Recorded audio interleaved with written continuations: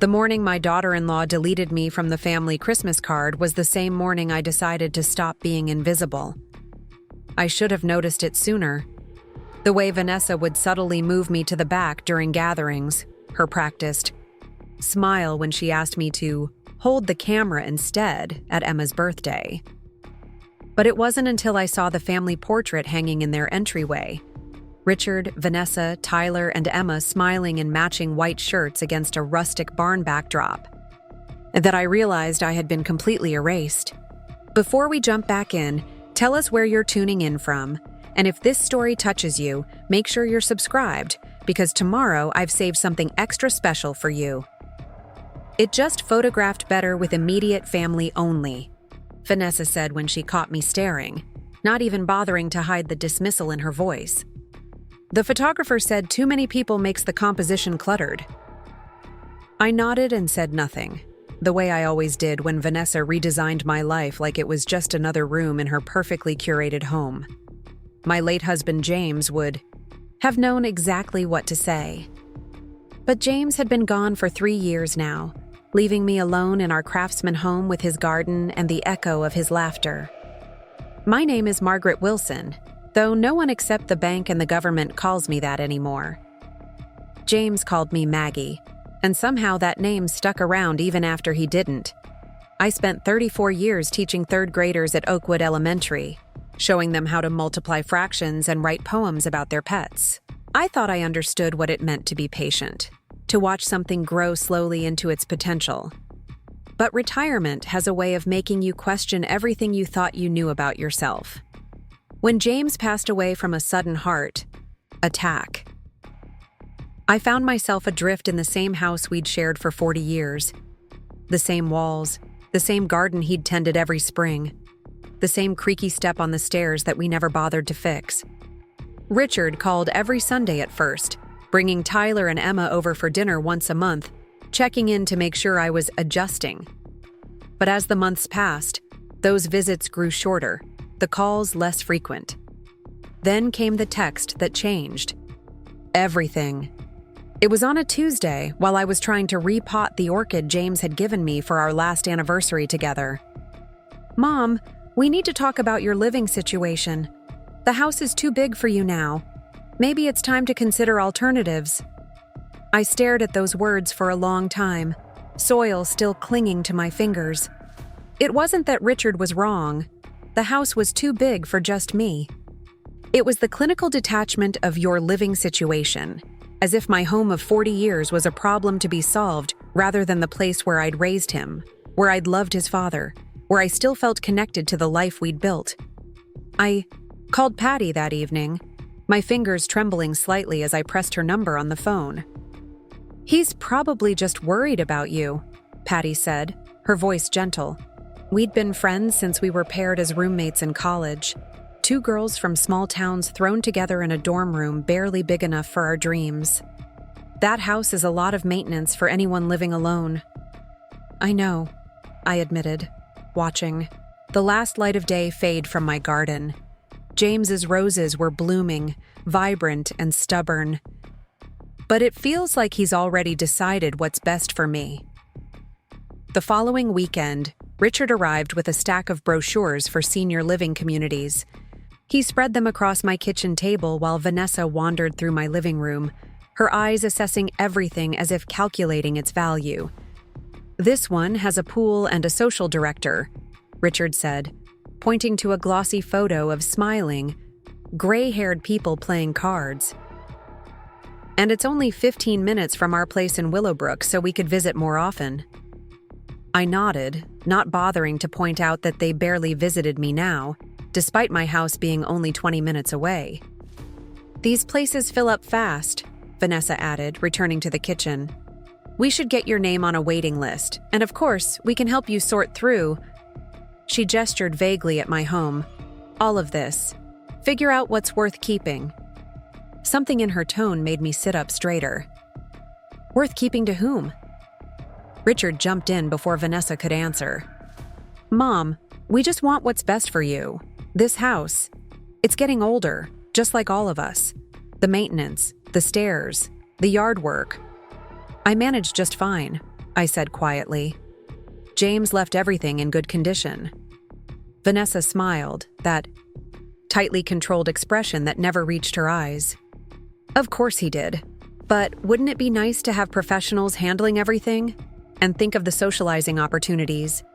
What she meant, though she wouldn't say it, was that my house was now valuable real estate in a historic neighborhood that had become trendy.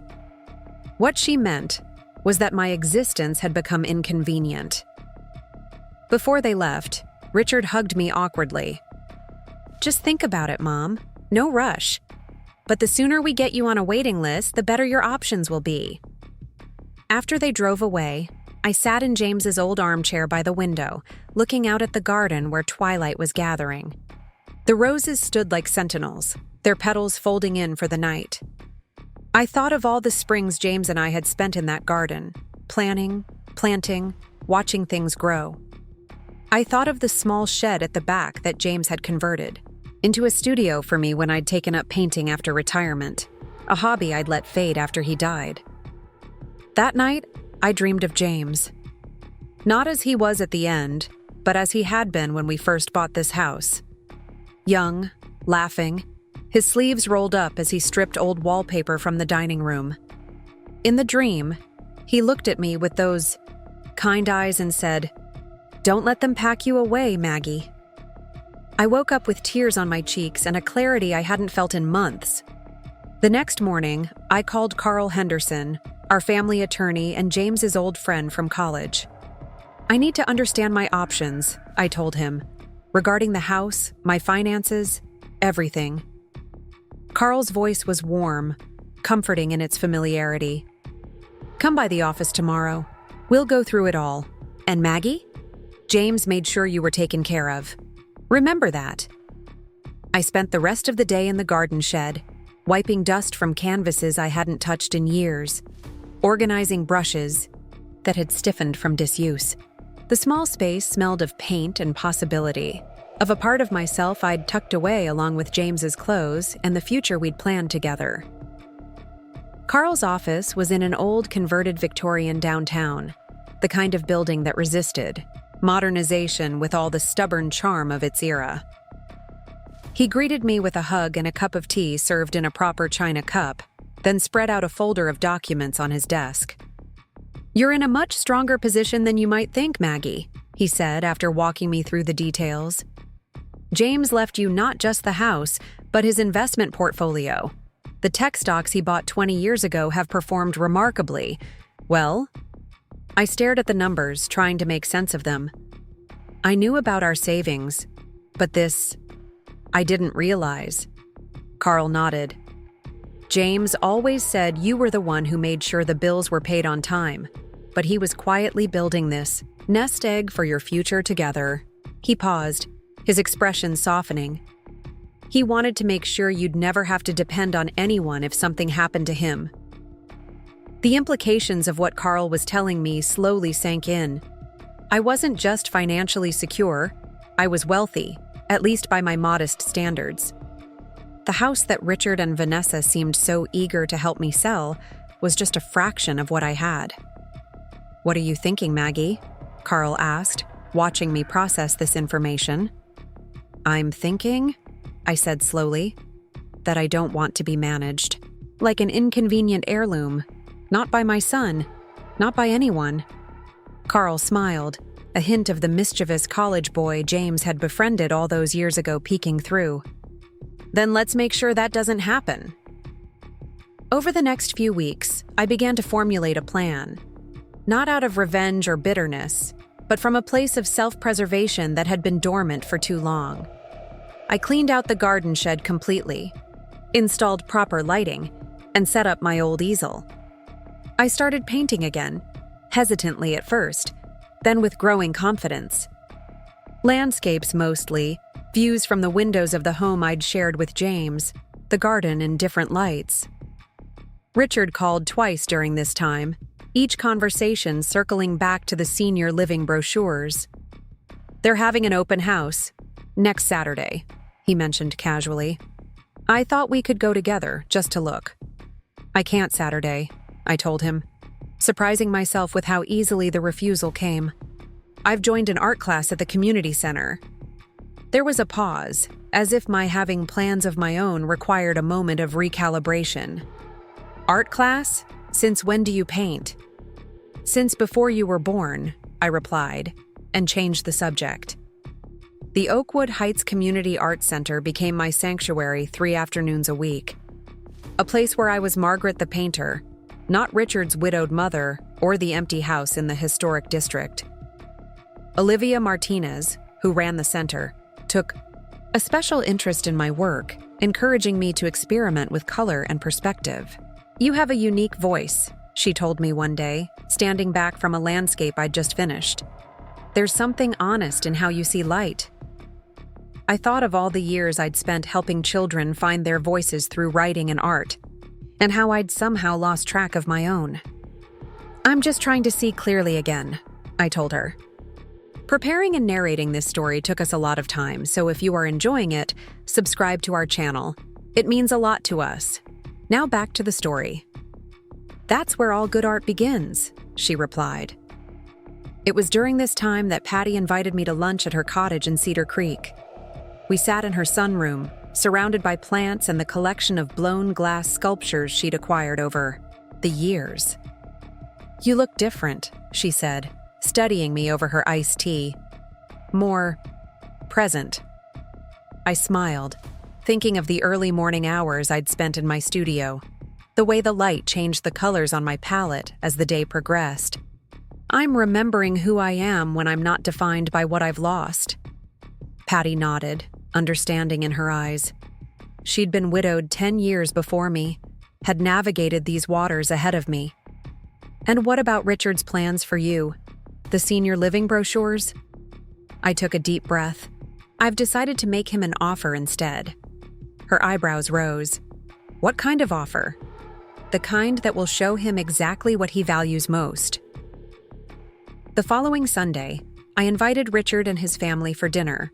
I spent the day preparing James's famous lasagna recipe, setting the table with the good china, cutting fresh roses from the garden for the centerpiece.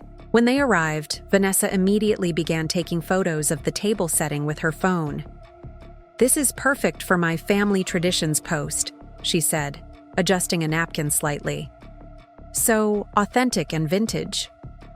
I said nothing, just served the meal and watched as Tyler and Emma picked at their food, clearly more accustomed to Vanessa's trendy, photogenic meals than their grandfather's hearty Italian cooking. Richard complimented the lasagna out of politeness, while Vanessa took more photos than bites. After dessert, James's favorite apple crumble, I brought out a folder and placed it on the table. "I've been doing some thinking about what you said about my living situation," I began, looking directly at Richard. "And I've made a decision." Richard straightened, exchanging a quick glance with Vanessa. "That's great, Mom. We just want you to be comfortable and safe." "I know," I said, sliding the folder toward him. "That's why I want to offer you the house." There was a moment of stunned silence. Richard opened the folder, looking at the papers inside, a preliminary deed transfer I'd had Carl draw up. "You're giving us the house?" he asked, confusion evident in his voice. "Not exactly," I replied. "I'm offering to sell it to you, at market value." Vanessa leaned forward, her expression suddenly intense. "Selling it to us? But Richard is your son. Wouldn't you just—" She paused, searching for the right word. "Leave it to him eventually anyway?" I kept my voice even. "The house is worth considerably more now than when your father and I bought it. The neighborhood has changed, and as you've pointed out, it's too big for just me." Richard was scanning the document, his face growing pale. "Mom, this price, it's the current market value, according to 3 different realtors," I finished for him. "Of course, you'd need to secure a mortgage. Carl has included the terms on the second page." Vanessa's smile had completely disappeared now. "But we're family. Surely there could be some adjustment to the price. Considering everything." "Considering what exactly?" I asked, meeting her gaze steadily.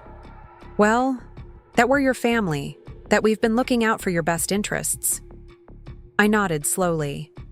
Yes, family is important. That's why I'm giving you first option to buy, before I list it on the open market. The neighborhood is very desirable right now. Denise Cho, she's my real estate agent, says it would likely sell within a week. Richard was still staring at the numbers on the page. Mom, we can't afford this. Not with our current mortgage. At Willowbrook and Tyler's private school tuition and… I understand, I said, closing the folder. It was just an offer, no pressure. But where will you go? He asked, a note of genuine concern finally breaking through. I smiled, feeling a strange sense of peace wash over me. I'm not going anywhere, Richard. This is my home. I'm just making sure we all understand its value. And mine. The rest of the evening passed in a blur of awkward conversation and early goodbyes. As they were leaving, Emma hung back, tugging at my sleeve. Grandma, she whispered, can I see your paintings sometime? Dad said you're making art now. I knelt down to her level, seeing James's eyes looking back at me from her small face. I'd like that very much. Maybe you can come visit me, just you, and we can paint together. She nodded solemnly before Vanessa called her name from the front yard, her voice sharp with impatience. After they left, I walked through my home, touching the walls, the furniture, all the physical reminders of the life James and I had built. For the first time since his death, I didn't feel like a guest in my own story. I was the author again, deciding which characters deserved prominent roles and which ones needed to be rewritten entirely. In the studio, I started a new canvas, larger than any I'd attempted before. A family portrait, but not the kind that would ever hang in Vanessa's carefully curated home. This one showed a woman standing in a garden of roses, her face turned toward the light, a house solid and sheltering behind her. Alone, but not lonely. Complete in herself. As I painted late into the night, I thought about value, how we measure it, how we assign it to others and ourselves. I thought about the word worth and all its complex meanings. By the time I finally set down my brush, the sky outside was beginning to lighten with the first hints of dawn, and I knew exactly what I was going to do next. The morning after my dinner with Richard and his family, I woke early and made coffee in the same ceramic pot James and I had used for decades. The house was quiet in that special dawn way, filled with possibility rather than emptiness. I carried my cup to the studio, where my new painting waited, still wet and raw in the morning light. Looking at it now, I could see all the emotions I'd poured onto the canvas. Defiance, certainly, but also a fragile hope. The painting wasn't finished yet. Neither was I. The phone rang just after 9. I expected it to be Richard, but instead, it was Patty's voice that greeted me. "How did it go?" she asked without preamble. "Did you drop your bombshell?" I smiled, cradling the phone against my shoulder as I cleaned my brushes. I offered to sell them the house at market value. "You should have seen Vanessa's face." Patty's laugh was warm and genuine. "I can imagine." "And Richard?" "Shocked, mostly. I don't think he'd considered that his inheritance might come with a price tag attached." "Good," Patty said firmly. "It's about time he realized you're not just a chapter in his life story waiting to be concluded." She paused. "So what's next in this grand plan of yours?"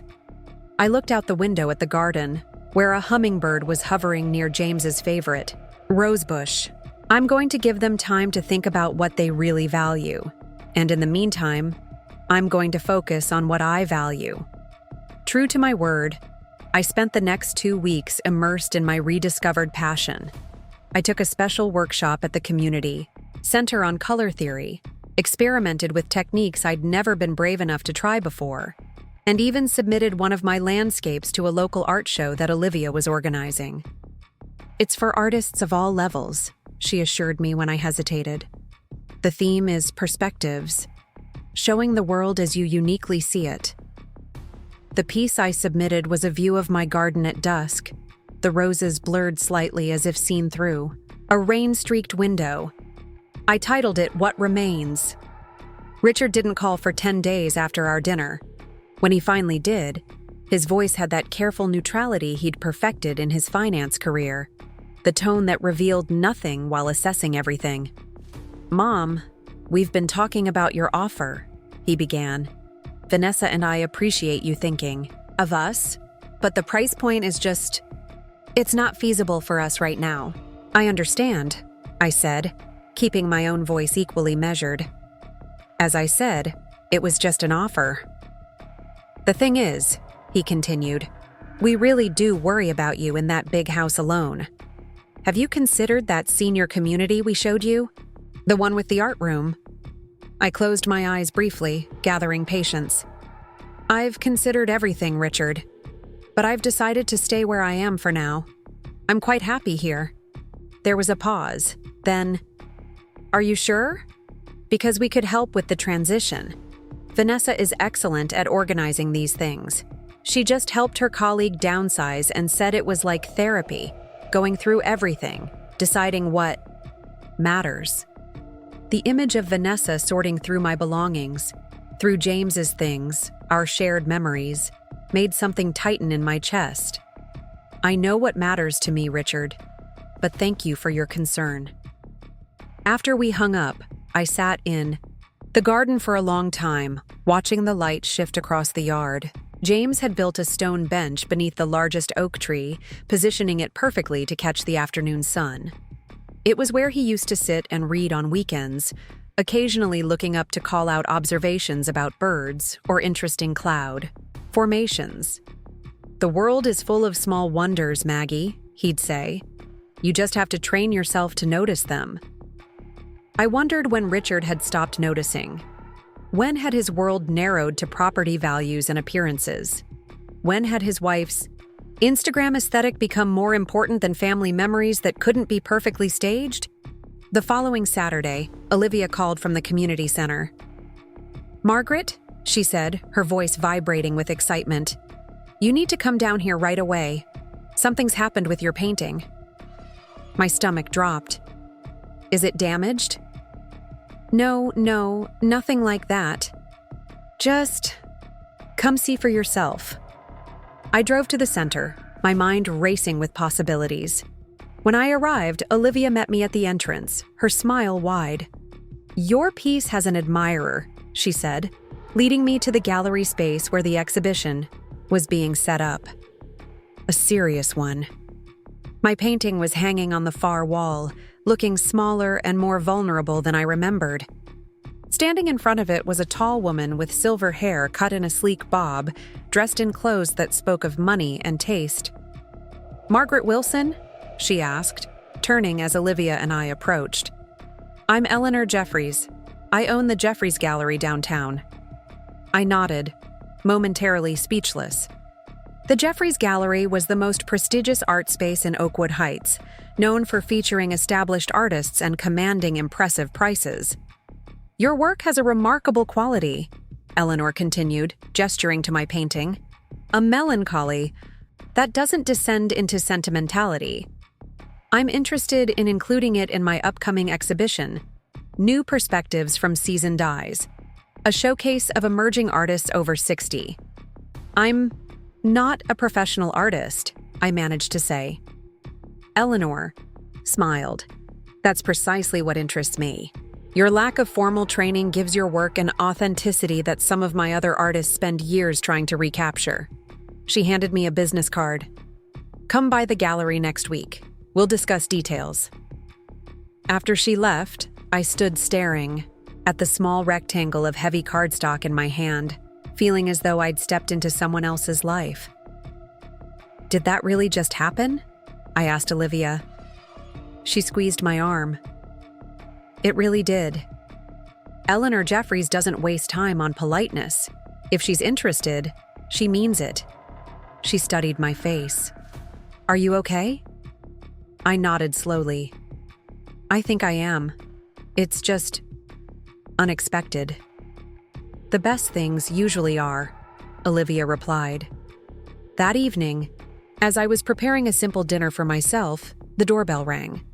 When I opened it, Emma stood on my porch, her small backpack clutched in front of her. Emma, what are you doing here? Where are your parents? Dad dropped me off, she said, stepping inside. He's waiting in the car. He said I could visit for an hour while they go to a dinner with some important clients. She looked up at me hopefully. You said I could see your paintings. Something warm unfurled in my chest. I did say that, didn't I? Well, I'm very glad you're here. I led her to the studio, watching as her eyes widened at the canvases stacked against the walls, the colorful chaos of my work table. It's magic, she whispered, reaching out to touch a tube of cadmium red. Would you like to try? I asked, pulling out a fresh canvas and setting up a small easel at her height. For the next hour, we painted side by side, Emma's small hands fearlessly, mixing colors I would never have combined, creating a fantastical landscape of purple trees and orange skies. She talked as she worked, a stream of consciousness that revealed more about her daily life than Richard had shared in months. Mom doesn't let me paint at home, she confided. She says it's too messy for the white furniture, and Tyler always gets the big TV because Mom says his gaming is important for his social development. Dad works in his office all the time. Sometimes he doesn't even come out for dinner. I listened, occasionally asking gentle questions, letting her unspool her thoughts without judgment. When Richard texted that he was outside, Emma looked at her painting with critical eyes. It's not very good, she said. It's perfectly Emma, I corrected her. That makes it wonderful. She smiled, an uncomplicated expression of genuine joy that reminded me so much of Richard, as a child that my heart ached. Can I come back? She asked as I walked her to the door.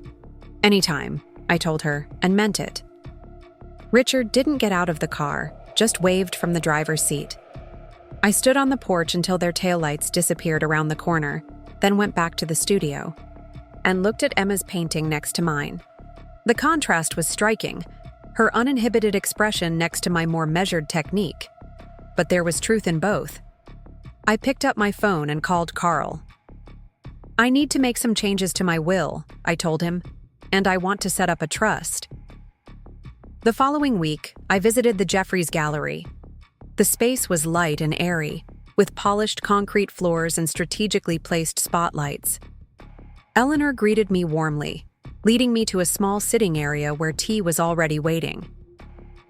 I've been looking at your submission more carefully, she said after we'd settled with our cups. Tell me about your background. I gave her the brief version, my teaching career, my marriage, my recent return to painting. And what prompted this return to art? She asked. The question made me pause. How could I explain that it had been a reclamation of self, a way of refusing to be shelved away like an outdated appliance? Loss, I said finally. And then rediscovery. Eleanor nodded as if this made perfect sense. The best art comes from transformation, from becoming something new while honoring what came before. She set down her cup. I'd like to feature 3 of your pieces in the exhibition. The one from the community center show, and 2 more if you have them. We open in 6 weeks. As I drove home, a strange weightlessness filled me, as if I'd shed a layer of heaviness I hadn't known I was carrying. I was being seen, not as Richard's mother or James's widow, but as Margaret Wilson, artist. The roles that had defined me for so long were expanding, making room for this new version of myself. The next day, I called Richard. I'd like to invite you and your family to an art exhibition, I said when he answered. At the Jeffries Gallery downtown. I have some work being featured. There was a pause. Your paintings? At Jeffries? That's unexpected. Life is full of surprises, I replied. The opening is 6 weeks from Saturday. I hope you can make it. Of course, he said, his voice warming slightly. Emma hasn't stopped talking about painting with you, by the way. She's quite smitten with her artistic grandmother. I smiled. She has a natural eye. You should encourage it. After we hung up, I went to the kitchen and opened the drawer where I kept important papers. The folder Carl had prepared was on top. My revised will, the trust documents for Emma, and the latest proposal regarding the house. I reviewed everything one more time, making sure it aligned with what I now knew I wanted. The next few weeks passed in a creative blur. I completed 5 new paintings, from which Eleanor selected 2 for the exhibition. Olivia helped me frame them properly, showing me techniques for presenting work professionally. I continued attending classes at the community center, finding unexpected friendship among the other seniors who gathered there to create. 2 weeks before the exhibition opening, Richard called again. "Mom, Vanessa and I have been talking," he began, "about the house." "Oh," I kept my voice neutral. "We might be interested after all in purchasing it, but the price you quoted, it's still beyond what we can comfortably manage."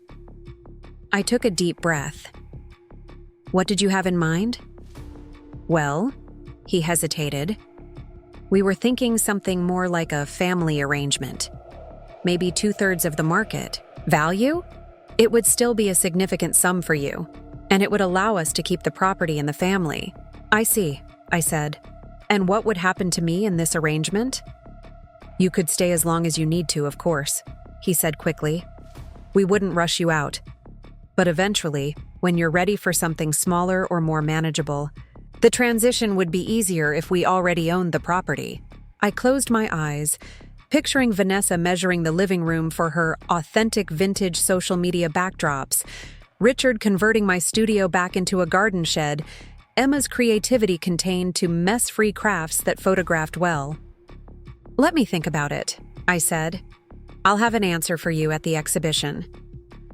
The night of the gallery opening arrived clear and warm, a perfect early summer evening. I wore a dress I'd purchased specially for the occasion, midnight blue with a subtle pattern that reminded me of starlight. Around my neck hung the small locket James had given me on our 30th anniversary, containing a tiny photograph of us on our wedding day. Eleanor had positioned my paintings brilliantly in a corner where the light accentuated the interplay of shadows and illumination that had become my signature style. Standing beside them, greeting strangers who stopped to compliment my work, I felt a confidence I hadn't experienced in years. Richard, Vanessa, and the children arrived an hour into the event. Emma immediately ran to hug me, while Tyler hung back, feigning boredom, but sneaking glances at the artwork around him. Vanessa was impeccably dressed and instantly began taking photos, positioning herself to capture the gallery's elegant ambiance. "This is quite impressive, Mom," Richard said, looking around. "I had no idea your hobby had become so serious." "It's more than a hobby," I corrected gently. "It's a passion, and possibly a new career." His eyebrows rose. "At your age? I mean, that's wonderful, but—" "Richard," I interrupted, "I want to show you something." I led him to a quiet corner away from the other guests, pulling out the folder I'd brought with me. "I've revised my counteroffer for the house." He took the document, scanning it quickly. His expression shifted from curiosity to shock. "Mom, this is 3 times the mortgage value we discussed. This isn't a reduction, it's an increase." "It's the actual market value plus improvements," I said calmly. "The property has appreciated significantly since we last spoke." Carl had 3 separate appraisals done to confirm it. Richard looked up, his face flushed. "This isn't reasonable. We can't possibly—" "Those are my terms," I said, keeping my voice low but firm. "If you and Vanessa want the house, that's the price." "But why? Why are you doing this? We're your family." I looked at him steadily. "Yes, you are. And families should value each other for who they are, not what they own or what convenience they provide." His expression hardened. "Is this because of the senior living brochures? Because we were just trying to help?" "No," I said. This is because I've realized what I'm worth, as your mother, as an artist, as a person, and I won't accept being valued at a discount anymore." Before he could respond, Eleanor appeared at my elbow. "Margaret, there's someone I'd like you to meet. A collector who's very interested in your work." I nodded to her, then turned back to Richard. "Think about it. The offer stands until the end of the month." I handed him a small envelope. "And this is for you as well." He took it automatically, still looking stunned. "What is it?" "The keys to the house," I said. "I've decided to move after all, but on my own terms. I've purchased a cottage near the Arts District with a proper studio. The house is yours if you want it, at the price I've specified. Or I can list it on the open market. It's your choice." As I walked away with Eleanor, I felt lighter than I had in years. Behind me, I could hear Vanessa asking Richard what was wrong, Emma tugging at my dress to show me a painting she liked. But I kept moving forward, toward the next chapter. The blank canvas waiting to be filled with possibility. The cottage I'd purchased was small but perfect. A 1930s bungalow with hardwood floors and large windows that let in beautiful northern light, ideal for painting. It had a garden just big enough for a few of James's roses, which I'd carefully transplanted, and a front porch with room for 2 comfortable chairs. One for me and one for visitors who valued my company enough to seek it out. I hadn't told Richard about the trust I'd established for Emma either, a fund specifically for art education and creative pursuits, accessible when she turned 18. Or about the scholarship I'd endowed at the community center in James's name to help seniors explore artistic expression. Those were stories for another day, chapters still being written in this new life I was creating. For now, it was enough to stand in my gallery, surrounded by people who saw me, truly saw me, and to know that whatever Richard decided about the house, I had already found my home. Not in walls and ceilings and familiar corners, but in the courage to paint my own picture, to define my own worth, to stand in the light and be exactly who I was meant to be all along. 3 days after the gallery opening, a soft rain fell over Oakwood Heights, the kind that makes gardens thrive and painters contemplate light differently. I stood at the window of my cottage, watching droplets collect on the newly transplanted rose bushes. The move had been swift and deliberate. I'd hired professionals who packed everything with efficiency and care, marking boxes in a system that made unpacking almost enjoyable. The cottage felt right from the moment I stepped into it. Unlike the echoing rooms of my old home, these spaces embraced me, their smaller dimensions somehow more comforting than confining. The realtor had been surprised when I made a cash offer, even more surprised when I asked how quickly we could close. "Most people your age take time to decide," she'd said, not unkindly. "It's a big transition." I'd smiled, thinking of all the transitions I'd already navigated. I know exactly what I want. Now, watching the rain nurture my transplanted roses, I felt that certainty again. My phone had been silent since the gallery opening. No calls from Richard, no text messages asking about my decision or questioning my move. The silence spoke volumes. Patty arrived around noon, carrying a basket covered with a checkered cloth. She paused at the threshold, taking in the new space with appreciative eyes. "This is perfect for you," she declared, setting the basket on the small dining table. "It has your essence all over it already." I laughed. "I've only been here 3 days. That's all it takes when you're in the right place." She uncovered the basket, revealing a fresh loaf of sourdough bread, a container of homemade soup, and a bottle of good wine. Housewarming necessities. "Let's eat while you tell me everything about the exhibition. Spare no details." Over lunch, I recounted the evening. Eleanor's introductions, the collector who purchased one of my paintings, the surprised respect in the eyes of people who'd only ever seen me as someone's wife or mother. "And Richard?" Patty asked, tearing off a piece of bread. "How did he take your counteroffer?" I sighed, watching steam rise from my soup bowl. like I'd betrayed him somehow, as if by valuing myself, I was devaluing him. Men like Richard think everything is a zero-sum game, Patty said. If you win, he must lose. He doesn't understand that some things can expand to include everyone's worth. He was always that way, I admitted. Even as a child. If James spent time helping me with something, Richard would count the minutes, making sure he wasn't shortchanged. I stirred my soup thoughtfully. James tried to teach him about abundance, about how love multiplies rather than divides, but it never quite took. Patty reached across the table and squeezed my hand. It's not your fault, you know? Some people just have a scarcity mindset. They can't help measuring everything, keeping score. I know, I said. I just hoped he'd outgrow it. After lunch, I showed Patty the studio I'd set up in what was meant to be the second bedroom. The large north-facing windows provided perfect indirect light, and I'd arranged my supplies with a care that would have made my third-grade classroom self proud. Colors organized by spectrum, brushes by size and type, canvases stacked according to dimensions.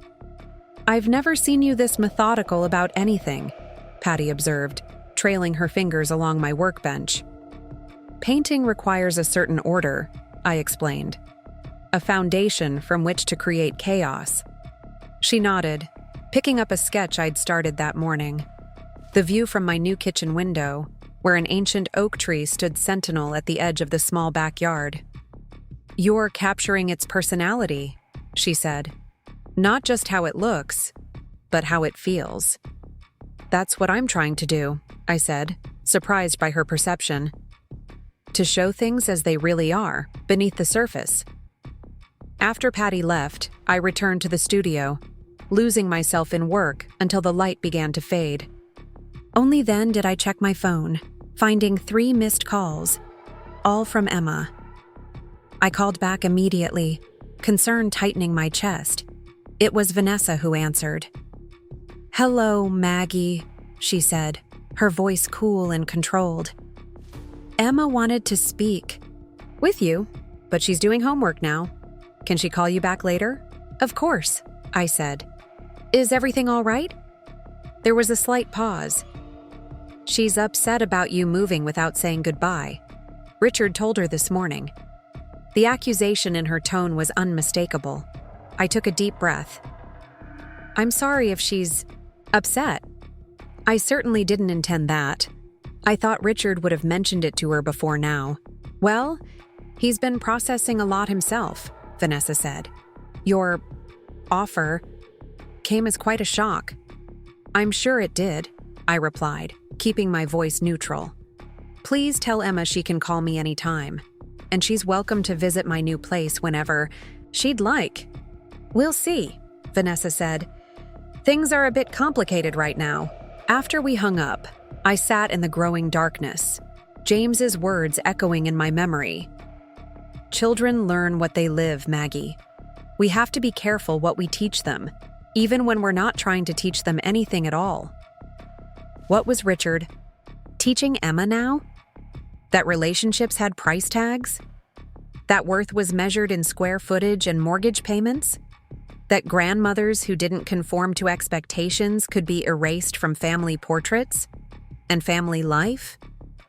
I turned on the lamp and reached for my sketchbook, letting my thoughts flow through my hand onto the page. By the time I stopped, I'd created a series of rough compositions. A small girl standing at a window, a house with too many shadows, a garden where every plant grew in perfect, unnatural alignment. I titled the series, Inheritance. The following. "Morning," Carl called with an update. "I've heard from Richard's attorney," he said without preamble. "They'd like to discuss terms." I sat down at my kitchen table. "What terms exactly?" "They're counter-offering on the house," Carl said. "Not nearly what you asked, but higher than their initial proposal. And they've added some conditions." "What kind of conditions?"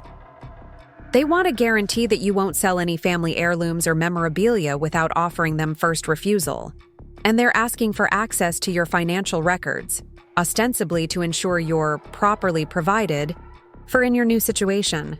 I laughed, the sound sharper than I intended. They still don't understand, do they? This isn't a negotiation about objects, it's about recognition. Do you want me to decline outright? Carl asked. I considered for a moment. No, send them this counter-proposal. I'll sell them the house at my asking price, with payments structured over 10 years at a reasonable interest rate. That should make it financially manageable for them. But in exchange, I want a formal agreement that Emma can visit me whenever she wishes, without interference. Carl was quiet for a moment. That's not a typical real estate arrangement. Neither is this a typical real estate transaction, I replied. If they want the house badly enough, they'll agree. And if they don't, then I'll know exactly where I stand in their value system. After hanging up, I went to the small desk in my living room where I'd arranged the few photographs I'd brought from the old house. James on our wedding day, Richard as a small boy on his first bicycle, Emma and Tyler as babies. Family moments caught in time, preserved in silver frames. I picked up the one of Richard, gap-toothed and grinning, balanced on the bike James had spent weeks teaching him to ride. I remembered how patient James had been, running alongside the wobbling bicycle day after day, his hands ready to catch Richard if he fell. The pride in both their faces when Richard finally pedaled away on his own, turning back to shout, "Look, Dad! Look at me!" When had Richard forgotten that joy? When had the world narrowed to acquisitions and appearances? To Vanessa's perfectly curated social media feed and Tyler's expensive private school? I set the photograph down and picked up my phone instead, dialing a number I'd saved but never called. "Eleanor Jeffries," the crisp voice answered. "Eleanor, it's Margaret Wilson. I've been thinking about what you said at the exhibition, about doing a larger body of work." "Yes?" I could hear the interest sharpening her tone. "I'd like to discuss it further. I have a concept I'm developing, a series about inheritance, about what we pass down beyond objects and property." "That sounds intriguing," Eleanor said. "Can you bring some preliminary sketches to the gallery tomorrow afternoon?" "I'll be there." The next day, Emma finally called. "Grandma?" Her voice was small but determined. "Why did you move away? Are you mad at us?" "Oh, sweetheart, no," I said, my heart constricting. "I'm not mad at all. I just needed a place that was right for me, for this new chapter in my life." "Dad says you don't want us to have your house," she continued. "He said you're making it really hard." I closed my eyes, choosing my words carefully. "It's complicated, Emma. Sometimes grown-ups disagree about things, and it can be confusing. But I want you to know that none of this changes how I feel about you. You can visit me anytime you want." "Really? Can I see your new painting place?" "My studio? Of course.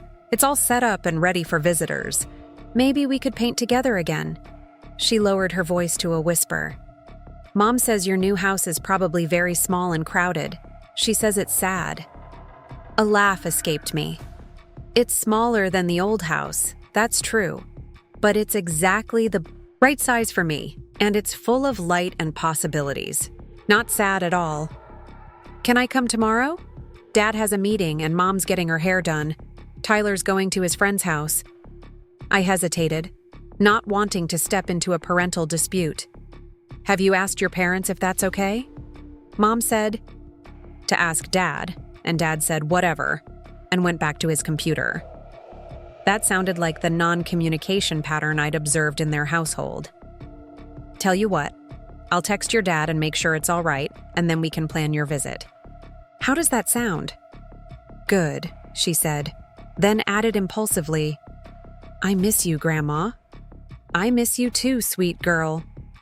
True to my word, I texted Richard immediately, asking if I could pick Emma up the following afternoon for a few hours at my new place. His response came back almost instantly. Fine. She should be ready by 2. No questions about where I lived now. No concerns about the appropriateness of my home for his daughter. Just fine. As if Emma's relationship with me was an inconvenience he couldn't be bothered to obstruct. The next day, I arrived at Richard and Vanessa's house precisely at 2. Emma was waiting on the front step, a small backpack clutched. In her hands, a bright yellow raincoat buttoned up against the light drizzle that had started that morning. "All ready?" I asked as she climbed into my car. She nodded, her face serious. "I brought my own art supplies. Mom said I shouldn't use yours because they're probably expensive." I bit back a retort about Vanessa's designer handbags and forced a smile instead. "That was thoughtful of you, but I have plenty to share. Art supplies are meant to be used." As we drove through Oakwood Heights toward the Arts District, Emma pressed her face to the window, taking in the changing scenery. From the manicured lawns of Willowbrook Estates to the more eclectic, creative neighborhood I now called home. "Everything looks different here," she observed. "Different can be good," I told her. "It means people are expressing themselves in their own ways, not trying to look like everyone else." She considered this, her small face thoughtful. "Mom says it's important that our house looks nice because of her followers. She says consistency is key to building a personal brand." The words sounded rehearsed, parroted from Vanessa's influencer vocabulary. "There are many ways to build a life," I said carefully. "Some people value consistency, others value creativity and change. Neither is wrong, just different." When we arrived at my cottage, Emma stood on the sidewalk for a moment, taking in the cheerful blue door, the window boxes filled with pansies, the small but vibrant garden where I'd transferred James's roses. "It looks like it's smiling," she said finally. I laughed, surprised by the aptness of her description. "I never thought of it that way, but you're right. It does seem happy, doesn't it?" Inside, Emma moved from room to room, examining everything with the uninhibited curiosity of childhood. She ran her fingers along the spines of books, peered into cupboards, tested the softness of cushions. "It's cozy," she declared. "Like a doll's house, but better because it's real." "That's exactly what I thought when I first saw it," I told her, leading her toward the studio. "And this is my favorite room." Emma's eyes widened as she took in the space, the large windows, the orderly supplies, the works in progress propped on easels and hung on walls. "You made all these?" she asked, moving closer to a landscape I'd recently completed. "I did," I said, watching her study the brushwork. "What do you think?" She tilted her head, considering. "They're kind of sad, but also hopeful. Like when it rains, but then the sun comes out and everything's super bright and clean." Her perception startled me. It was exactly the emotional quality I'd been trying to capture. "That's very insightful, Emma. You have a good eye." She beamed at the praise. "Can we paint now? I want to make something for my room." For the next 2 hours, we worked side by side, Emma chattering intermittently about school, her friends, her growing frustration with Tyler's monopolization of the family TV. I listened, asking occasional questions, learning more about her daily life than I had in the past year of formal family visits. "Mom and Dad fight a lot now," she confided as she added bright blue swirls to her canvas. "About money and stuff. Dad says we might not be able to afford Tyler's school next year, and Mom cried and said her followers expect a certain lifestyle."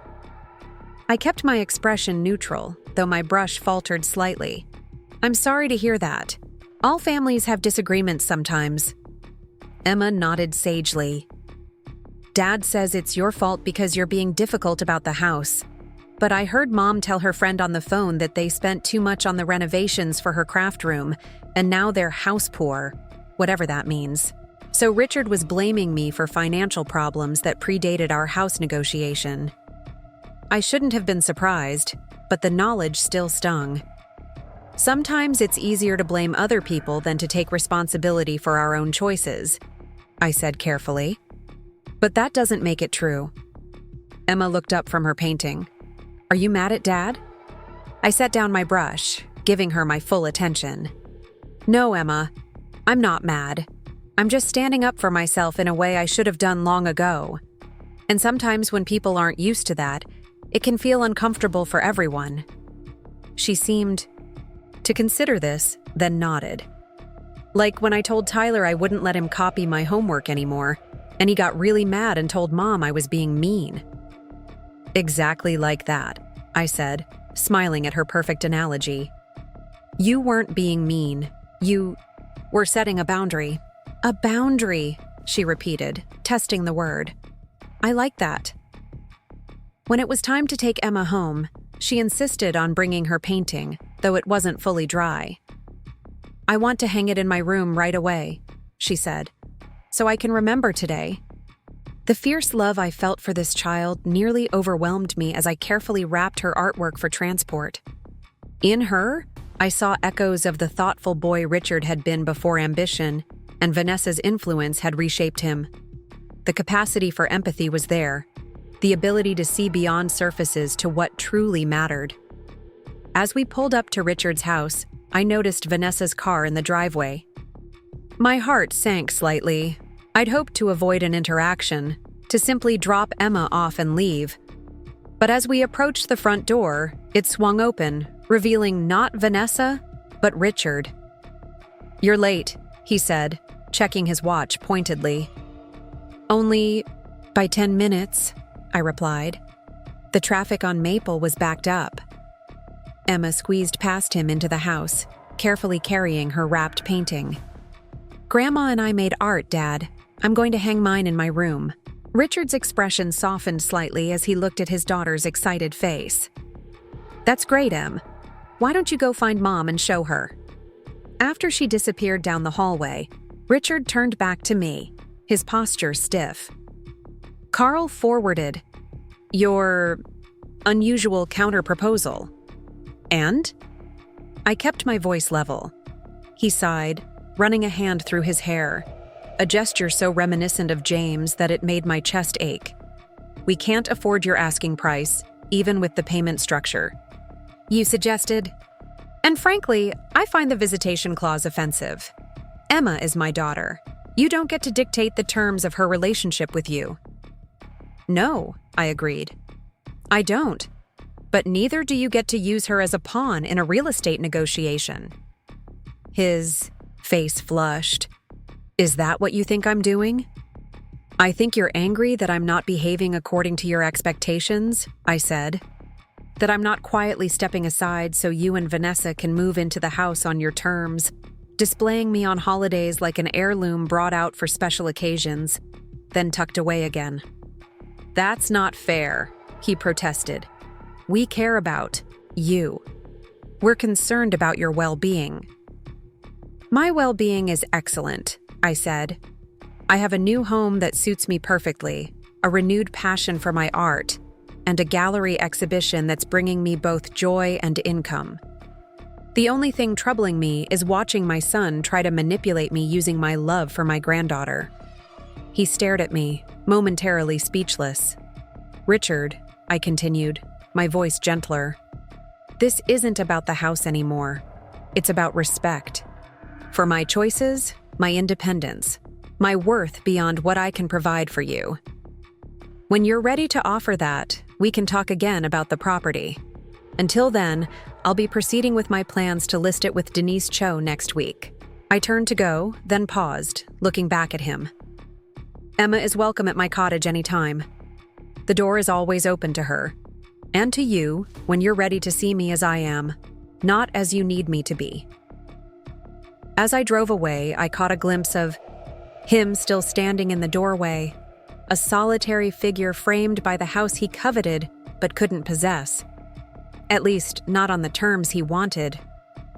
For the first time since this all began, I felt no anger toward him, only a deep sadness for what he couldn't seem to understand. That some things must be properly valued before they can truly be you.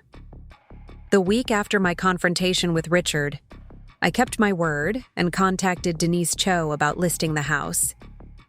She arrived at my cottage on a Tuesday morning, portfolio in hand, her efficiency both comforting and slightly intimidating. "The market is excellent right now," she assured me, spreading comparable listings across my kitchen table. "Especially for a property in the historic district with original features. We should have no trouble getting your asking price, possibly more if we generate multiple offers." I nodded, studying the photographs of homes similar to mine, though none had James's garden or the hand-carved moldings he'd spent weekends perfecting. None had the kitchen window where I'd watched birds while washing dishes for 40 years, or the hidden corner of the living room ceiling where Richard had once bounced a ball too enthusiastically, leaving a small dent we never bothered to repair. "Are you sure you're ready to list?" Denise asked, noticing my hesitation. "Sometimes sellers have second thoughts." "It's not that," I said. "I'm just realizing how much of ourselves we leave behind in the places we've lived. Like fossils in rock layers." She smiled, a genuine warmth beneath her professional demeanor. "That's a poetic way to put it. And it's why I always encourage my clients to take time with this decision. Selling a long-term home isn't just a financial transaction, it's an emotional one too." "The emotions have been processed," I assured her, signing the listing agreement with a steady hand. "I'm ready to let someone else create their fossil record there." After Denise left, promising to schedule a photographer later that week, I went to my studio and began a new painting. The view from my old kitchen window, the bird feeder James had built, the maple tree that blazed scarlet every fall. Not as it looked the last time I saw it, but as it existed in my memory, saturated with color and meaning. Eleanor had been enthusiastic about my Inheritance series, encouraging me to explore the concept through multiple pieces that could be exhibited together. "Art collectors respond to narrative," she'd explained. "They want to follow your journey, to feel connected to the story behind the images." My phone rang as I was washing brushes. Patty's name flashed on the screen. "Have you seen it?" she asked without preamble. "Seen what?" "Vanessa's latest Instagram post. It's making the rounds in our social circle." I frowned, drying my hands on a towel. "You know I don't follow social media." "Well, maybe you should start. She's posted photos of your old house, interior shots taken recently by the look of them. She's calling it a sneak peek at our upcoming restoration project and talking about how they're rescuing this architectural gem from decades of neglect." A cold weight settled in my stomach. Neglect? James and I maintained that house meticulously. I know that, and anyone who's ever been there knows it too. But her followers don't. She's positioning herself as some kind of preservation hero, saying how they're honoring family heritage while bringing this tired space into the modern era. My fingers tightened around the phone. Richard allowed this? They don't even own the house. "Apparently," Patty said, "there are several photos, including one of Emma in what was your sewing room, with a caption about how it's going to become her creativity nook. The whole thing is staged like they've already purchased the property." I closed my eyes, trying to process this new violation. It wasn't enough that they wanted to erase me from family photos. Now they were erasing my care of my own home, rewriting the narrative of 40 years of homemaking as neglect that required their intervention. "Maggie, are you still there?" "Yes," I said quietly. "I'm just thinking." "Do you want me to send you screenshots? I can email them." "No," I decided. "I don't need to see them, but I do need to call my realtor, and Carl." After speaking with Denise, who was as appalled as I was by the unauthorized photos and misleading social media posts, I called Carl. He listened patiently as I explained the situation, his lawyer's mind no doubt already cataloging potential actions. "This could actually work in our favor," he said when I finished.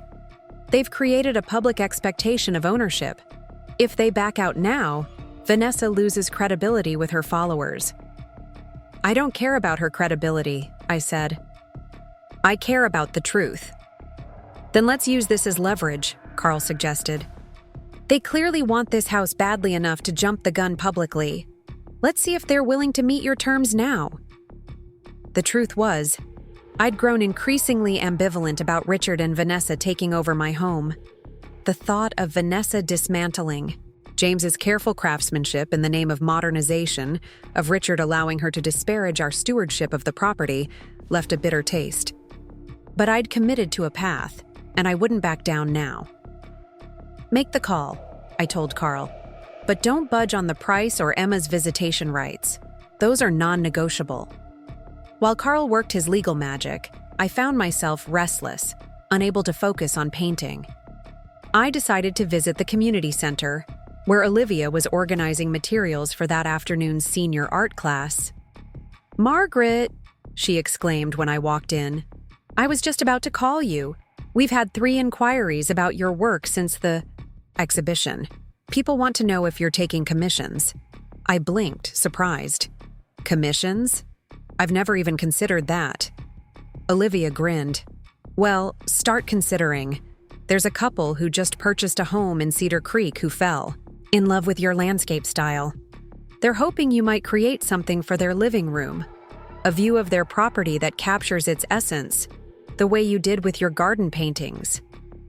The idea was simultaneously flattering and terrifying. "I don't know, Olivia. Creating on commission is different from painting what inspires me naturally. What if they don't like what I produce?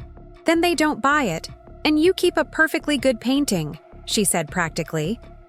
"But from what they told me, they trust your vision. They're not looking for photographic reproduction. They want your interpretation." I helped Olivia set up for the class while considering this unexpected opportunity. By the time students began arriving, I'd decided to at least meet with the couple and see if the project resonated with me. I was arranging still life objects on a central table when Carl called back. "They've agreed to negotiate," he said without preamble. Richard sounded much more amenable this time. I think Vanessa's premature announcement put them in a corner. "What are they offering?"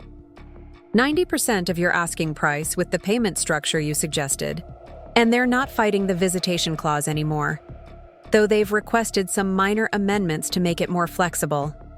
I considered this, watching the seniors filter into the classroom, greeting each other with the easy familiarity of regular companions. "What kind of amendments?" "Mostly logistical, advance notice requirements, transportation arrangements, that sort of thing. Nothing that limits your access to Emma, just practical considerations." "That seems reasonable," I conceded. "What's our next step?" "I'll draw up the revised agreement. If you approve, we could close within 3 weeks." After hanging up, I moved through the art class on autopilot, demonstrating brush techniques and offering encouragement, my mind churning with conflicting emotions. Selling the house to Richard and Vanessa still felt like conceding something important, yet holding on to it out of spite served no purpose either. The cottage was my home now, the studio my sanctuary. Perhaps it was time to truly let go of the past and focus on the future I was building. That evening, Emma called again. "Mom showed me pictures of my new art room," she said excitedly. "It's going to be yellow with butterflies on the wall." I suppressed a sigh, wondering how to explain that the plans she'd seen weren't yet certain. "That sounds lovely, Emma. But the house isn't actually yours yet. There are still some things your parents and I need to work out." "But Mom already ordered special wallpaper," Emma said, confusion evident in her voice. "And she took Tyler and me there yesterday to measure for new furniture." This was beyond premature.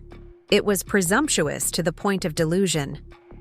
"Emma, sweetheart, I think there might be a misunderstanding. Your parents are hoping to buy the house, but we haven't finalized everything yet." There was a pause. Then her voice came back smaller. "So I might not get my yellow room?" "You might," I said carefully. "But it's important not to count on things until they're certain. That's a good life lesson, to hope for what you want, but prepare for different possibilities." "Like having a backup plan?" she asked. I smiled at her quick understanding. "Exactly like that. It's always good to have a backup plan." After we hung up, I texted Richard. I understand you took the children to the house yesterday. Please remember that ownership has not been transferred. No more unauthorized visits or social media posts until papers are signed. His response came an hour later. Vanessa is excited about the project. The kids too. Can't we start planning? We're committed to making this work.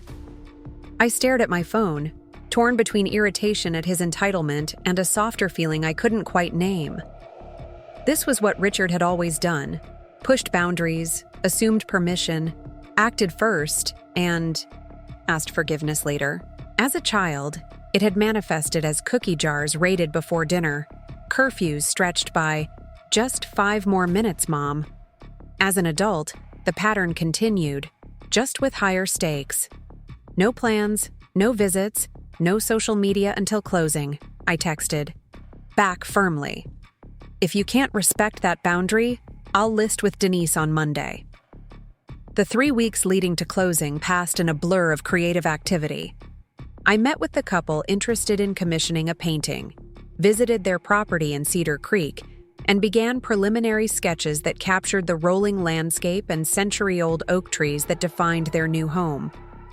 The work was challenging, but exhilarating, forcing me to see through others' eyes while maintaining my own artistic voice. Eleanor called twice during this period, checking on the progress of my Inheritance series and discussing details for the upcoming exhibition. She mentioned that a collector from Seattle had expressed interest in acquiring the entire series, sight unseen. That never happens with emerging artists, she told me, excitement vibrating in her voice.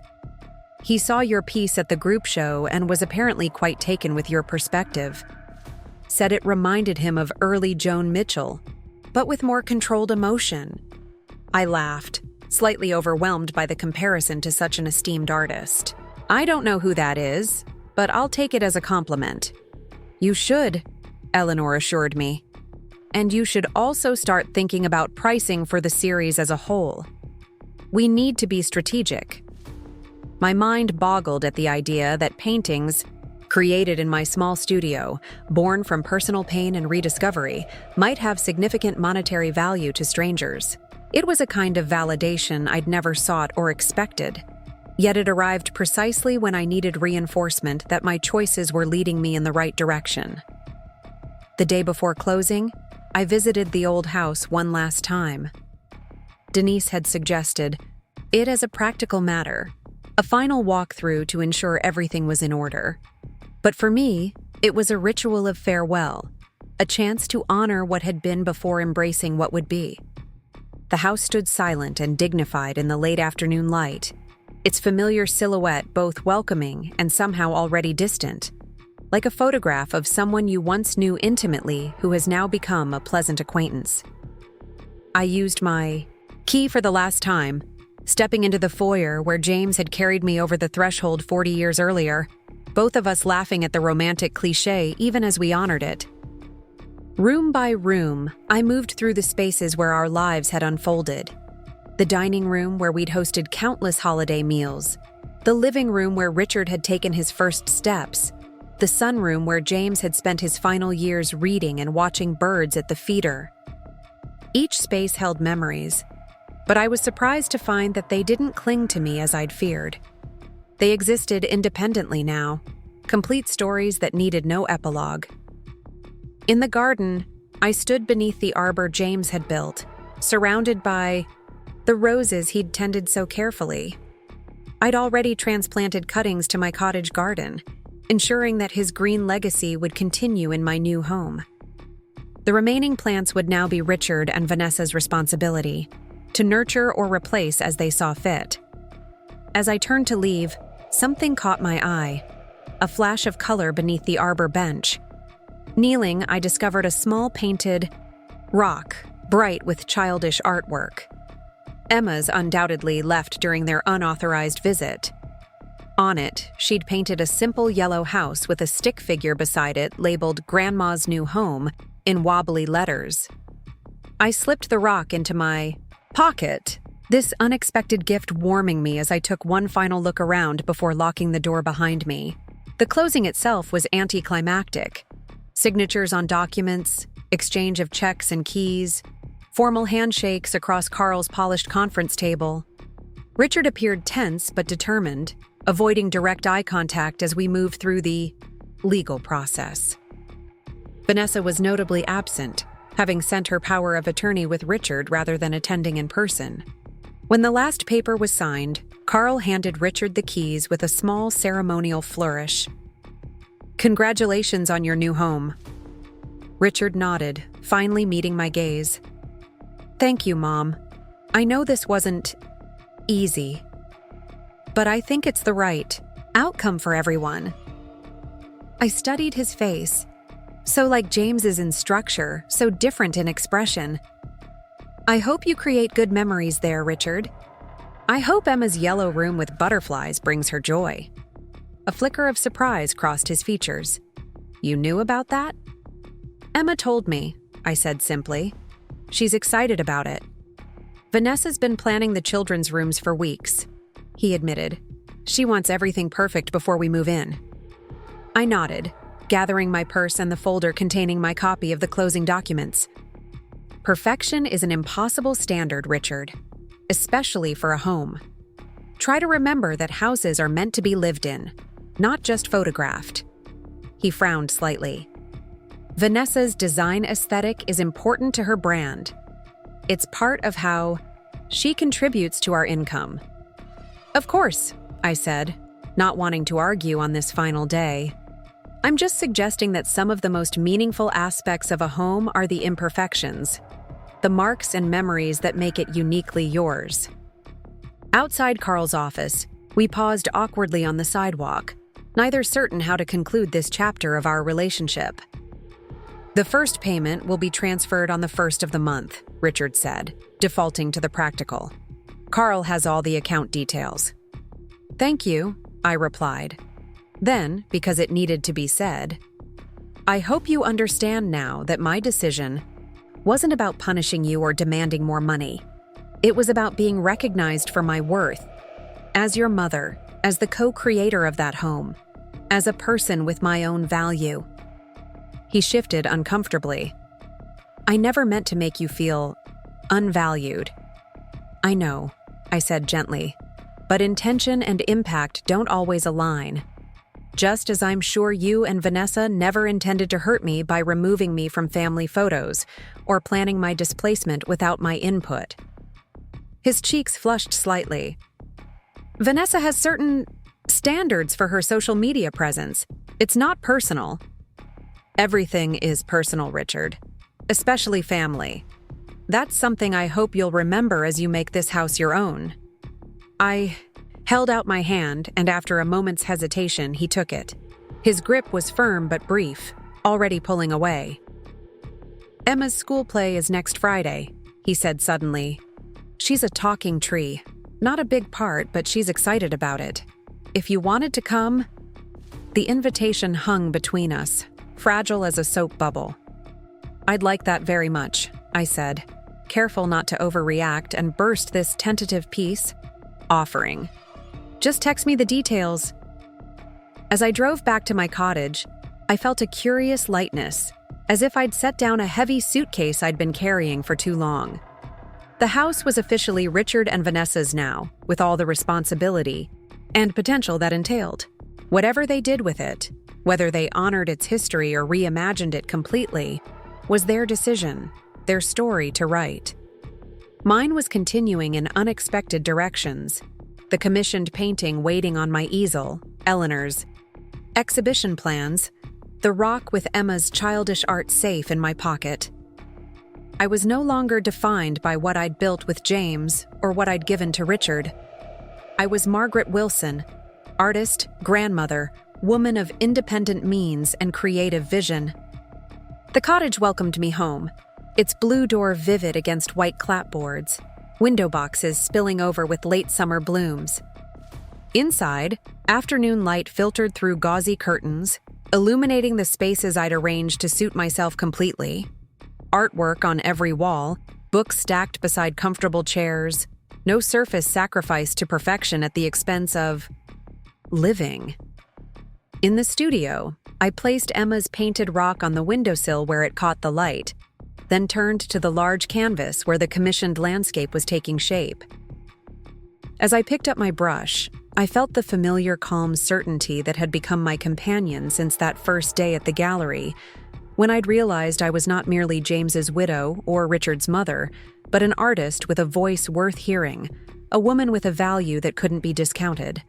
The painting flowed easily that afternoon, colors blending on my palette in combinations I might never have attempted months earlier. As the light began to fade, I stepped back to assess my progress, satisfied with the day's work and eager for tomorrow's continuation. This was the rhythm of my new life, creative, purposeful, self-directed. My phone chimed with a text message from Emma. "Dad says I can visit your blue house next weekend. Can we paint butterflies for my new room?" I smiled, typing back, "Absolutely. I'll have everything ready." Setting down the phone, I returned to the canvas, adding one final brush stroke before cleaning up for the evening. A small patch of brilliant yellow light breaking through the trees in the commissioned landscape. Unexpected, but somehow perfect, illuminating everything around it. Emma's school play was held in the gymnasium of Oakwood Elementary, the same school where I had taught for over 3 decades. Walking through those doors again brought a flood of memories. The smell of floor, polish and chalk dust, the echo of children's voices in high-ceilinged hallways. Though the building had been updated since my retirement, its essence remained unchanged. I arrived early, wanting to secure a good seat without any awkward interactions with Richard and Vanessa. The gymnasium was already filling with parents and grandparents clutching bouquets and cameras, their faces alight with that special combination of pride and anxiety that accompanies children's performances. Finding a spot halfway back on the aisle, I settled in with the small gift I'd brought. For Emma, a hand-painted card featuring a whimsical tree with a smiling face, its branches stretching toward a golden sun. Inside, I'd written a simple message. "To my favorite talking tree, your light shines bright. Love, Grandma." 20 minutes before the show was set to begin, I spotted Richard and Vanessa entering the gymnasium. Vanessa was impeccably dressed. As always, her phone already in position to document the evening. Richard carried Tyler on his shoulders, the boy looking bored and slightly irritated at being there. I tensed, uncertain whether to wave or remain inconspicuous. The decision was made for me when Tyler pointed in my direction, his high voice carrying across the crowded room. "Dad, Grandma's over there." Richard turned, scanning the audience until our eyes met. After a moment's hesitation, he changed course, steering his family toward my row, instead of the seats they'd apparently been aiming for near the front. "Mom," he said as they reached me, his voice carefully neutral. "You made it." "I wouldn't miss Emma's performance," I replied, then smiled at Tyler. "Hello, Tyler. You've grown since I last saw you." The boy shrugged, already distracted by a handheld game console. Vanessa nodded stiffly, her smile not reaching her eyes. "Margaret, how surprising to see you here." I raised an eyebrow slightly. "Emma's my granddaughter. Richard mentioned the play." An awkward silence descended, broken when Richard cleared his throat. "There are some seats available in this row. Should we join you?" The question hung between us, a small olive branch, unexpected and fragile. I nodded, moving my purse to make space. Of course. As they shuffled into the row, I noticed Vanessa's discomfort, the way she positioned herself with Tyler between us, creating a human buffer. Richard, however, ended up seated directly beside me, our elbows occasionally brushing on the shared armrest. "How's the new place?" he asked quietly as the lights dimmed for the 5-minute warning. "It suits me perfectly," I replied. "And how's the move going?" He sighed, running a hand through his hair. "Slower than Vanessa would like. The contractors are behind schedule on the renovations." "Renovations? Already?" I couldn't hide my surprise. The house had been meticulously maintained. James had seen to that. Richard had the grace to look slightly embarrassed. Just updates, modern fixtures, opening up the kitchen to the dining room, that sort of thing. I bit back a comment about the craftsmanship they were destroying, reminding myself that it was their house now, their choices to make. I see. Mom's doing the yellow butterfly room herself, he added, perhaps trying to find neutral ground. She's quite excited about it. Before I could respond, the lights dimmed completely and music swelled from the speakers. The principal welcomed everyone and the show began. A musical about the changing seasons, with children representing various elements of nature. Emma appeared in the second act, her slender form draped in brown fabric, paper leaves affixed to her outstretched arms. Her face was painted with swirling patterns meant to suggest tree bark, but her wide smile and bright eyes were unmistakably Emma. When her moment came to speak, her clear voice carried through the gymnasium. Through winter's sleep and summer's heat, I stand and watch the world complete its endless dance of death and birth. My roots run deep into the earth. Pride swelled in my chest as she delivered her lines without hesitation, her small body swaying gracefully like branches in a breeze. I glanced sideways at Richard and was surprised to see his eyes glistening in the dim light. Whatever complications existed between us as adults, we shared this pure, uncomplicated love for the child on stage. After the performance, families gathered in the cafeteria for refreshments. Emma raced toward us, still in her tree costume, leaves fluttering with each step. "Did you see me? Did you hear my poem?" she asked breathlessly, looking between us with hopeful eyes. "You were wonderful," I told her, handing her the card I'd painted. "The most beautiful tree in the forest." She beamed, carefully opening the card. Her face brightened further as she saw the painting inside. "It's me. Tree me." Impulsively, she threw her arms around my waist, hugging me tightly. "Thank you, Grandma." Over her head, I caught Vanessa's expression, a mixture of surprise and something that might have been grudging respect. She stepped forward, smoothing Emma's leaf-adorned costume. "Careful, sweetheart. We don't want to damage your costume before the class photo." She glanced at me, then added stiffly, "That's a lovely card." "Grandma makes the best cards," Emma declared loyally. "She's a real artist now. People buy her paintings and everything." Vanessa's eyebrows rose slightly. "Is that so?" "My work is being featured in the Jeffries Gallery downtown," I said, trying to keep any hint of defensiveness from my voice. "A small exhibition, but yes, my paintings are selling." Something shifted in Vanessa's expression, a reassessment perhaps, as if seeing me in a slightly different light. "The Jeffries Gallery is quite selective," she said, the acknowledgement, clearly costing her something. "That's impressive." "Thank you," I replied simply. Emma tugged at my hand. "Can I still come over next weekend to paint butterflies? Mom says it's okay if it's okay with you." I glanced at Vanessa, who nodded stiffly. "We've discussed it. Richard will drop her off Saturday morning if that works for you." "That would be perfect," I said, squeezing Emma's hand gently. "I'm looking forward to it." As we parted ways in the school parking lot, Richard lingered while Vanessa took the children to the car. "The house feels different without your touches," he said suddenly. "Emptier somehow." I smiled gently. "That's natural. It takes time to make a house your own." "I found Dad's workshop notes in the garage," he continued. "All his measurements and sketches for the built-ins, the garden arbor. I didn't realize he'd documented everything so carefully." "Your father never did anything halfway," I said. "He believed in creating things that would last." Richard nodded, his expression thoughtful. "I was thinking of restoring the arbor myself. It's starting to weather, and I remember how much it meant to him, to both of you." The gesture surprised me, a small acknowledgement of the history embedded in the house, a recognition that not everything needed to be erased or updated. "He would have liked that," I said softly. There's a special wood preservative he used. I can write down the brand for you if you'd like. I'd appreciate that.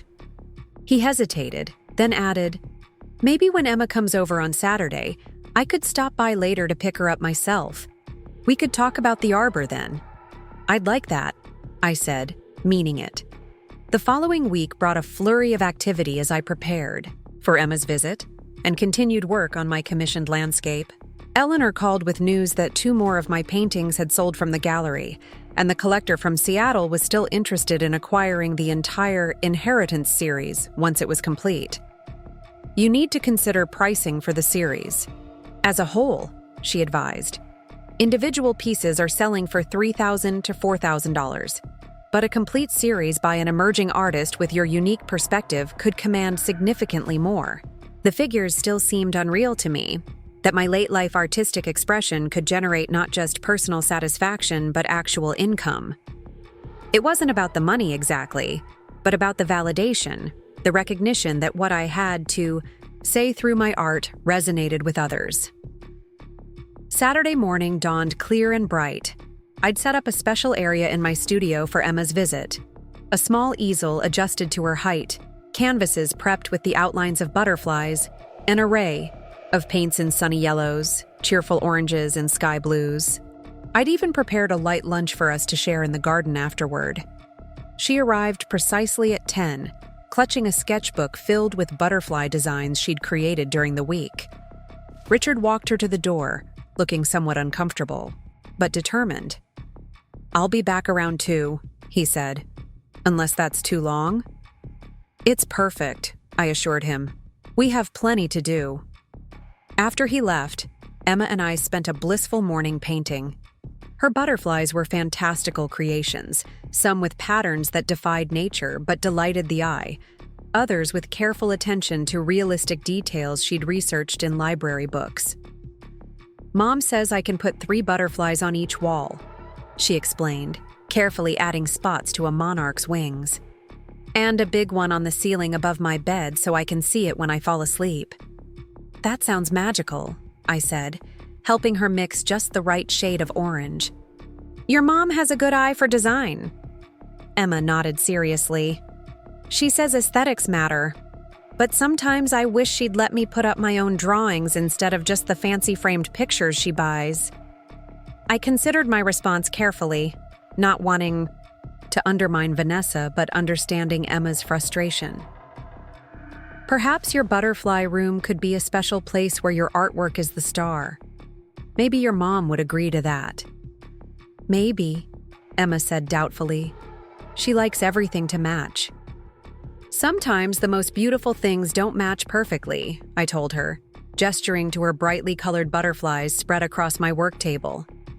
"Look how wonderful these all look together, even though they're different," she beamed, adding a final flourish to her painting. "I like things that are different, like your house. It doesn't look like anybody else's house.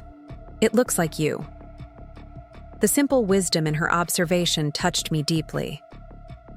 "That's exactly right, Emma. The best homes reflect the people who live in them." After lunch in the garden, where Emma delighted in identifying the transplanted roses from her old visits to my previous home, we sat on the small porch swing, watching clouds drift across the sky. "Grandma," she said suddenly, "why don't you come to our house for dinner anymore? Is it because Mom didn't want you in the pictures?" Her directness took me aback. "It's complicated, sweetheart. Grown-ups sometimes have disagreements that take time to work through." She nodded sagely. "Dad says you're stubborn. Mom says you're difficult. Tyler says you're awesome because you made Dad pay triple for the house." I couldn't help but laugh at this last assessment. "Your brother has an interesting perspective. So why did you make Dad pay triple?" I considered how to explain complex adult relationships to an 8-year-old. "It wasn't about making anyone pay more money, Emma. It was about being valued properly. Sometimes people don't appreciate what they have until they understand its true worth." She thought about this, her small face serious. "Like when Tyler broke my music box and Dad made him save his allowance to buy me a new one?" "Something like that," I agreed. Sometimes we need to understand the value of things and people to treat them properly. I think you're worth a lot, she said simply, leaning against my shoulder. My heart swelled with love for this perceptive child. Thank you, Emma. I think you're worth a lot too. More than all the paintings in the world. When Richard arrived to pick her up, Emma proudly showed him her butterfly creations, explaining in detail the special techniques we'd used for different effects. To my surprise, he listened attentively, asking questions and admiring each piece, with genuine interest. "These are really good, Em," he said. "We'll need to get proper frames for them." "Can I show you Grandma's studio?" she asked eagerly. "She's painting a picture for somebody's new house. It has trees like I was in the play." Richard glanced at me questioningly. I nodded, and Emma led him into my workspace, chattering excitedly about the various paintings in progress. I watched as he moved slowly around the room, taking in the canvases with genuine curiosity. "These are remarkable," he said quietly when Emma paused for breath. "I had no idea you were so talented." "Thank you," I said simply. "It's something I've rediscovered recently." His gaze lingered on one particular canvas, part of my Inheritance series, showing a child's hands reaching for a door handle just beyond their reach. "This one, it's powerful." Emma tugged at his sleeve. "Grandma has paintings in a fancy gallery downtown. People buy them for thousands of dollars." Richard's eyebrows rose.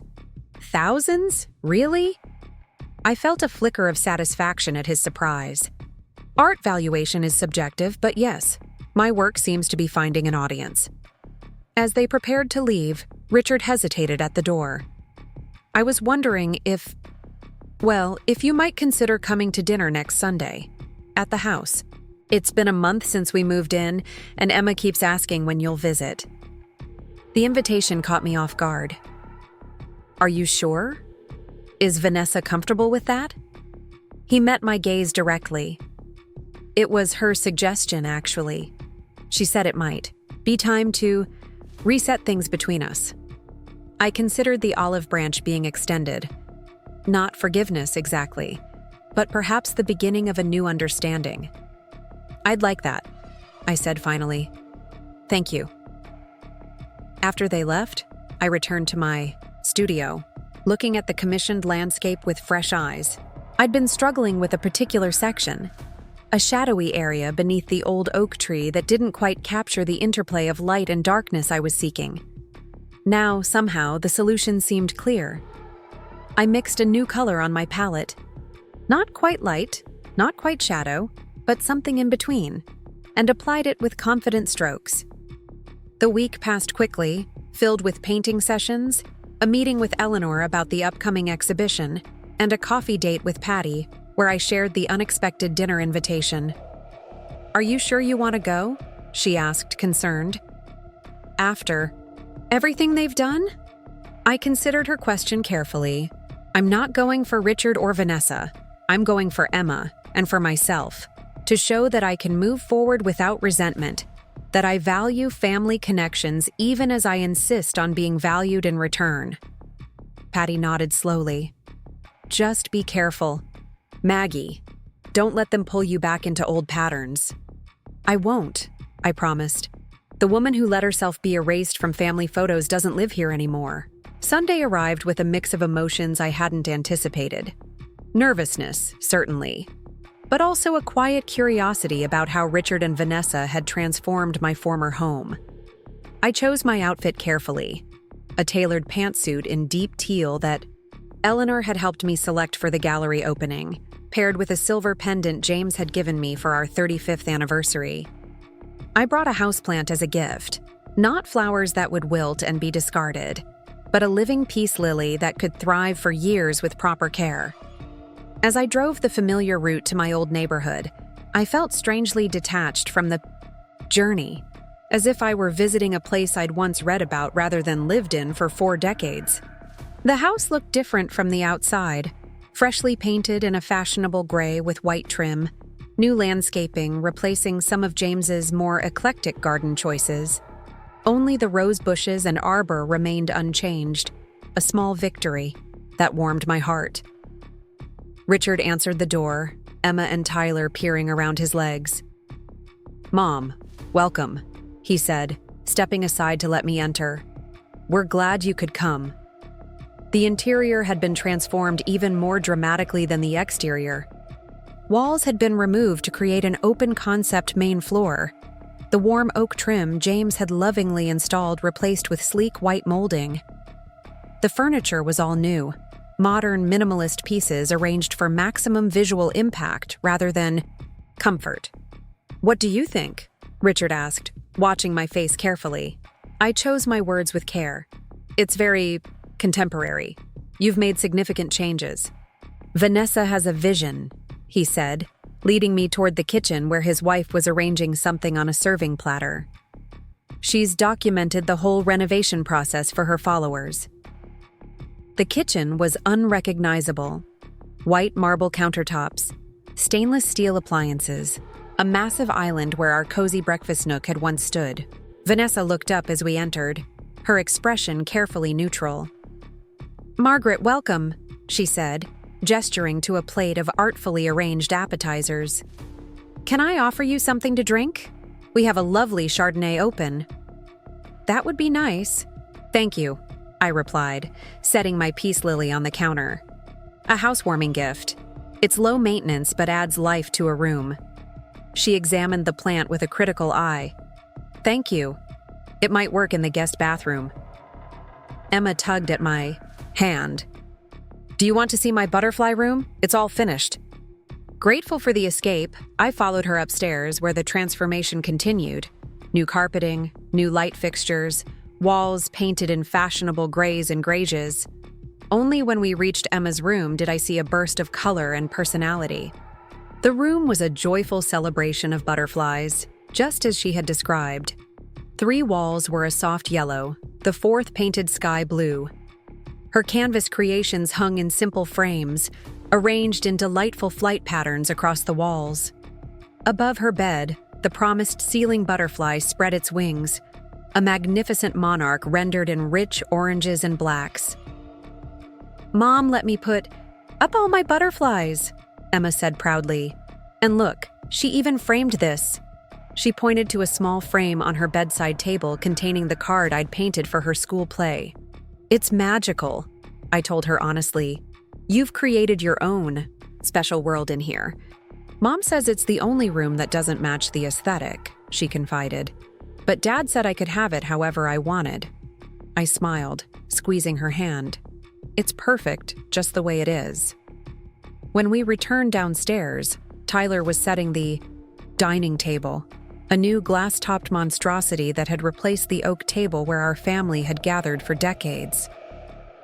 I pushed away the pang of loss, reminding myself that my memories weren't contained in furniture, but within me.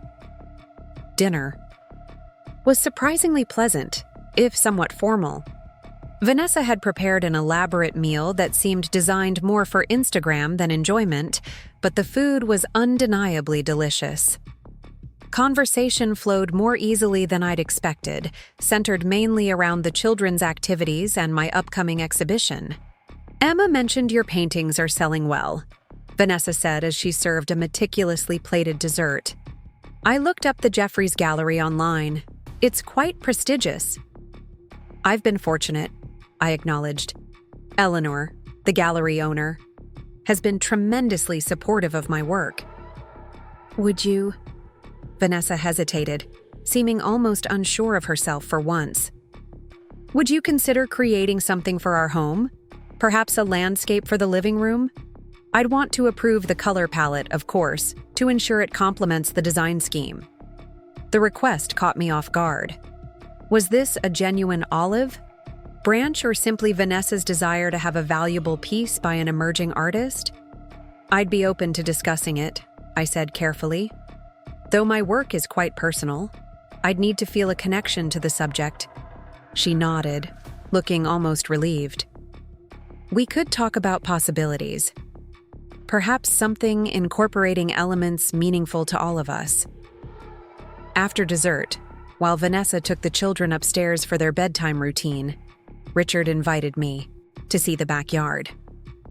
The garden was half its former size, much of it sacrificed to an extended patio with outdoor furniture that looked more suited to a magazine spread than actual use. But true to his word, Richard had restored the rose arbor, its wooden structure freshly oiled and reinforced. "I used Dad's notes," he said, running his hand along one of the supports. "It was more complicated than I expected. He was quite the craftsman." "Yes, he was," I agreed softly. "Mom," Richard said suddenly, turning to face me, "I want to apologize for a lot of things. For taking you for granted. For allowing Vanessa to exclude you from family photos. For treating the house like it was already ours before we'd even properly negotiated for it." I studied his face in the fading light, seeing genuine regret there. "Thank you for saying that. When you moved out so suddenly, when you countered our offer with such firm terms, it forced me to see things differently." He glanced back at the house where light spilled from Emma's butterfly-adorned window. I realized I'd been measuring everything in terms of financial value, convenience, appearances. I'd forgotten what Dad always tried to teach me about worth beyond price. "Your father was a wise man," I said quietly. Richard nodded. "He would have been disappointed in how I treated you, and he would have been incredibly proud of what you're doing now, your art, your independence, the way you've reinvented yourself." Unexpected emotion welled in my throat. "Thank you, Richard. That means a great deal to me." "I can't promise Vanessa will ever fully understand," he continued, his voice lower. "Her world revolves around appearances, around her social media presence, but she's trying in her way. The dinner invitation, the commission offer, those were genuine attempts to reconnect." "I appreciate that," I said, "and I'm willing to meet her halfway. Not because I need her approval or even her friendship, but because we're connected through you and the children. Family relationships are worth the effort, even when they're complicated." As we walked back toward the house, Richard paused beneath the arbor. "Would you consider coming for dinner once a month? For the children? And for me, too. I've missed you, Mom, more than I realized until you weren't there anymore." I looked up at my son, James's son, seeing beyond the successful finance professional to the boy who had once raced through these gardens, who had learned to ride a bike on that driveway, who had slept beneath this roof secure in the knowledge that he was loved unconditionally. "I'd like that," I said simply. Later, as I drove back to my cottage, I reflected on the evening. Not perfect, certainly, but a beginning. Vanessa might never truly understand my journey, might always view me through the lens of her carefully curated aesthetic. But Richard had taken a step toward recognition, toward seeing me as a person of value, independent of what I could provide for him or his family. The cottage welcomed me home, its blue door visible in the porch light I'd left burning. Inside, my studio waited, canvases in various stages of completion propped on easels and against walls, the tangible evidence of my reclaimed identity. I moved through the rooms, turning on lamps, touching the furniture I'd selected for comfort, rather than show. This space was entirely mine, shaped by my preferences, my needs, my artistic vision. No one could erase me here or regulate me to the margins of a family portrait. Tomorrow, I would continue work on my commission landscape. Next week, I would host Emma for another painting session. The following month, Eleanor would open my exhibition at the Jeffries Gallery. And perhaps, in time, I might even create a piece for Richard and Vanessa's home, not as a concession, but as a bridge between our separate worlds. As I prepared for bed, I paused before the small framed photograph on my nightstand. James and me on our 30th anniversary, his. Arm around my shoulders, both of us laughing at something now forgotten. I touched the frame gently, grateful for the years we'd shared, for the foundation he'd helped me build. "You were right," I whispered to his smiling image. about worth, about value, about standing firm in who you are. I could almost hear his warm chuckle, feel his approving squeeze of my hand. The journey from invisible grandmother to valued artist hadn't been easy. There had been pain in the recognition that my son saw me as a convenient resource rather than a person deserving of respect. There had been fear in setting boundaries, in demanding fair value, in walking away from the familiar into an uncertain future. But there had also been joy in rediscovery, in creating beauty that others recognized and valued, in building a life that reflected my true self rather than others' expectations. I had tripled more than just the mortgage on my old house. I had tripled my sense of self-worth, my creative output, my confidence in charting my own course. As I drifted toward sleep, Emma's butterflies floated through my mind, vibrant, varied, unapologetically unique. Tomorrow, I would begin anew, painting inspired by them. Not for the gallery, not for a commission, but for myself. A reminder that transformation is always possible, that beauty emerges from the most unexpected metamorphoses, and that the most valuable inheritance we can leave is the courage to become fully ourselves.